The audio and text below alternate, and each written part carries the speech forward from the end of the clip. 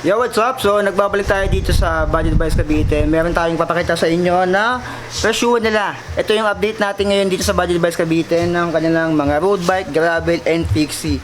Ayan, sobrang dami niyan. Ngayong December, aalamin natin kung magkano na yung presyo niyan. And may nagpapacheck sa akin itong J-Lab. So, abangan nyo kung magkano yung presyo dito. And yung budget siguro, separate ko na lang. So, alamin natin kung magkano yung presyoan. Kay Budget Buys Cavite, sa Patio Terona, dito lang yan sa Imus Cavite. Yung kanilang details ay nandiyan na sa screen nyo ngayon.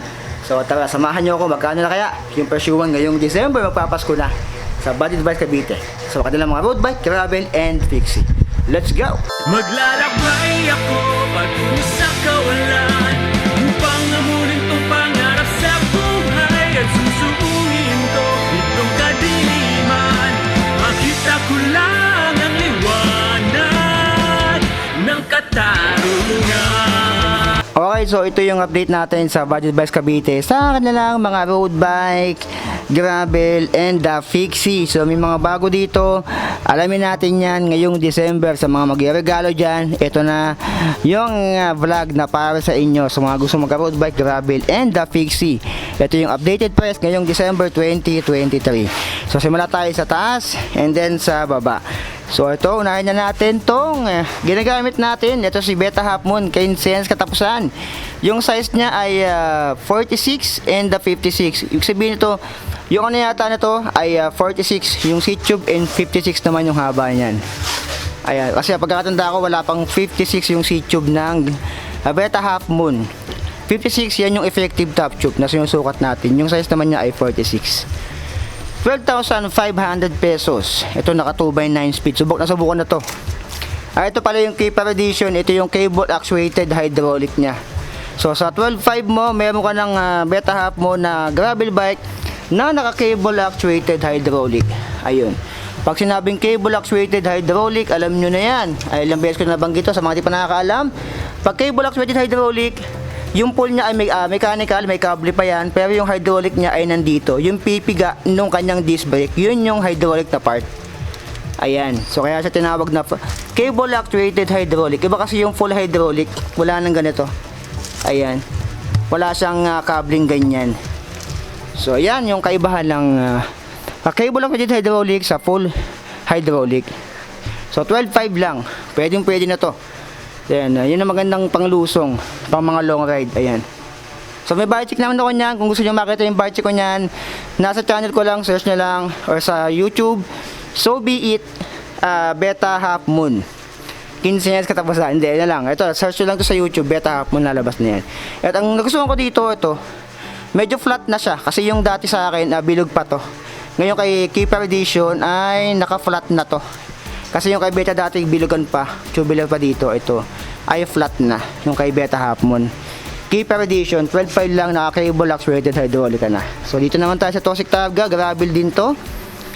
2x9 speed, ito yung naka-Sensa naman. Sensa Reflex, hindi, ano pala to, Ignite pala. Sensa Ignite yan, Brifter ang tawag dyan. Ito naman ay naka-Sensa Ignite din, Brifter.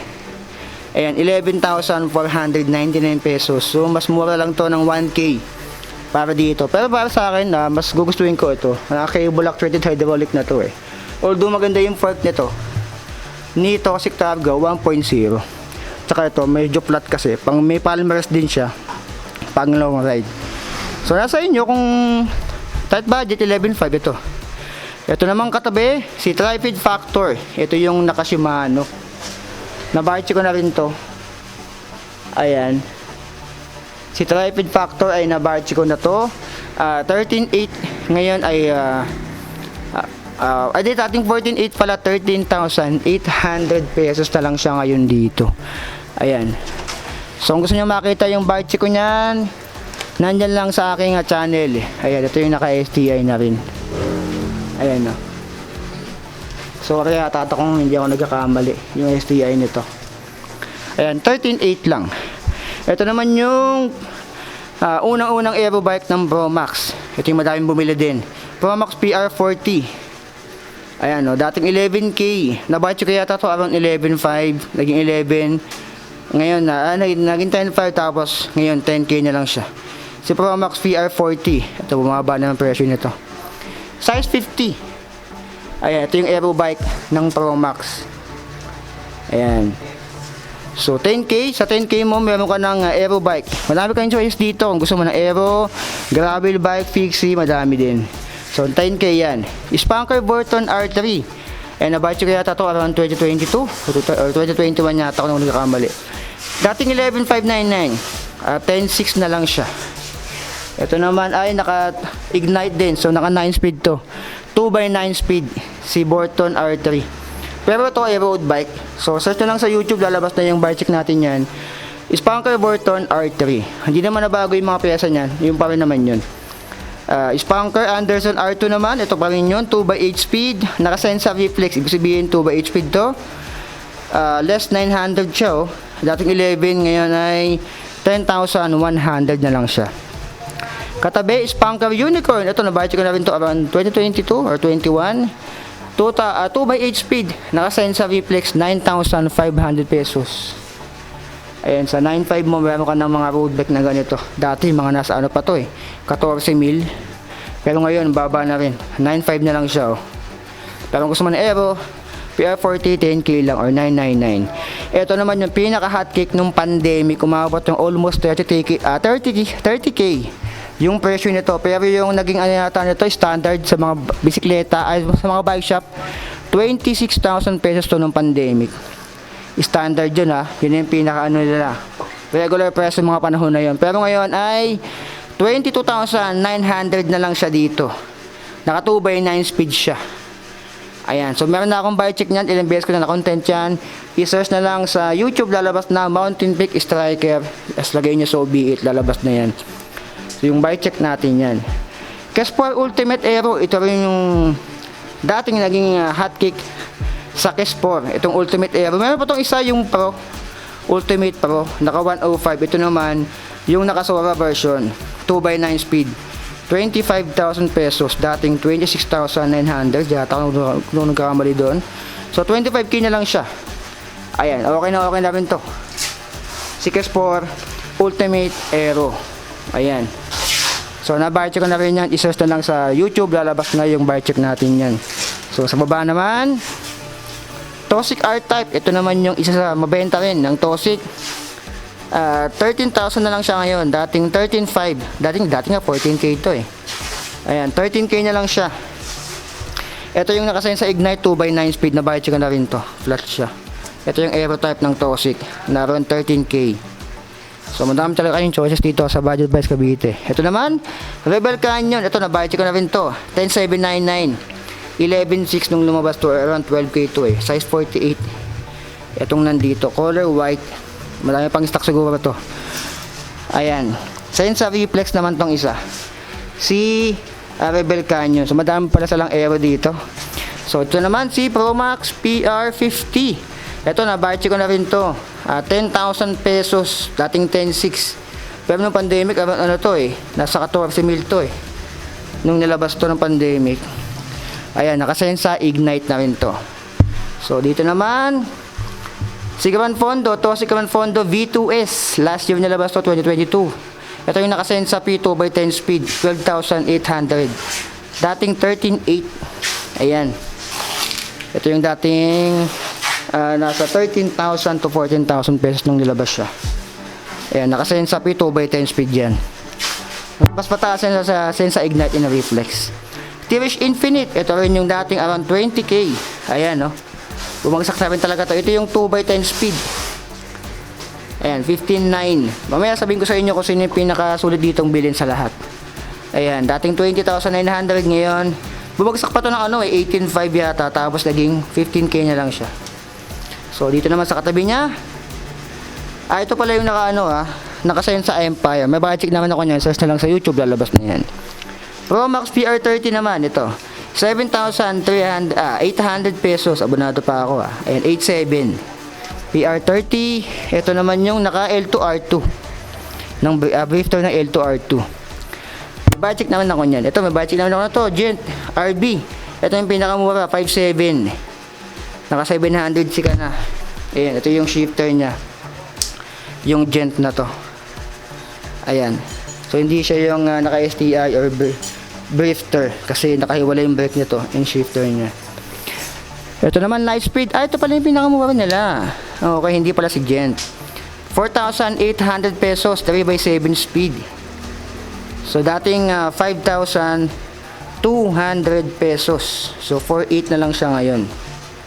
Hindi ko mabalik. Ayan. Ito pala yun. So parehas sila. Hindi, ito pala naka-thumb shifter itong ganito. Ito naman ganito. Nakasumano. Kung mamili ka lang 4,800 or 5,700 pesos. Ayan. Kung tight budget ka, ito 4,800 na lang. Yung light speed na to. Ayan. May parang flat yung kanyang down tube dito. 4,800 lang, may road bike ka na. Ay, hindi pala. May mas mura pa pala. May mas mura pa pala. Ito 3x7 speed 4,300 pala. Akala ko yun na pinakamura. Bali-bali tayo ah.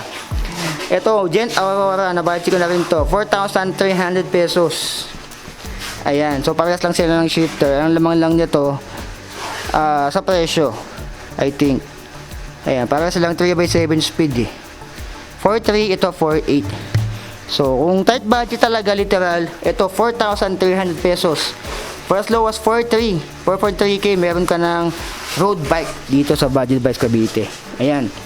And ito mukhang naka-reserve na to. Itong isang to. So ito naman 5,200 ito yung Beta Wild Fixie. Ito Fixie na tayo. 5,200 size 46. Dating 5,700. Ayan. Nabudget ko na rin yan si Beta Wild. So itong isa ang Beta Hybrid X. Ito 4,200. Ayan, dating 4,800. Ayan, siyempre, bakal pa to. So, ito naman yung bago nila dito. Ito muna, bago. Yung pinaka-latest.